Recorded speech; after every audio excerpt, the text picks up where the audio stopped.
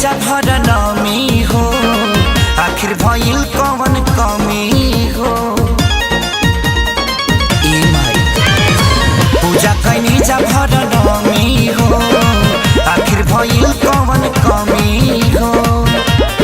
काहे छोड़ के जाइल चाहतई समझ बाडू का हो, समझ बाडू का। काहे हंसत नहीं खुमैया हो, नाराज बाडू का हो, नाराज बाडू का।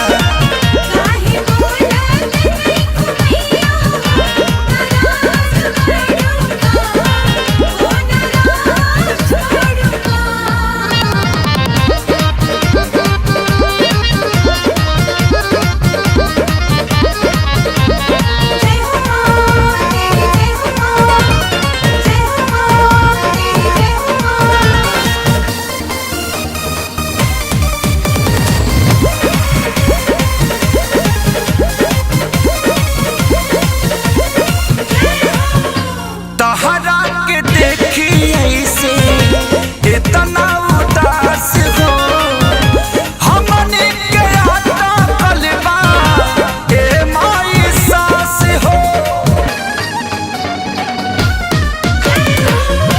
तहरा के देखी ऐसे इतना उदास हो, हमने के आता कलबा ए माई सास हो।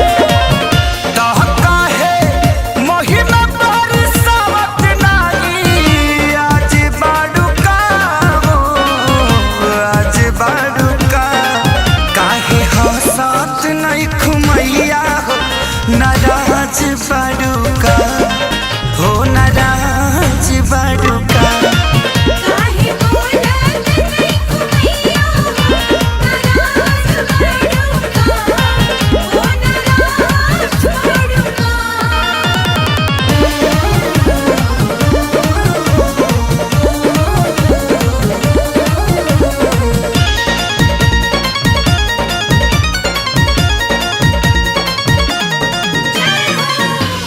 रजी बात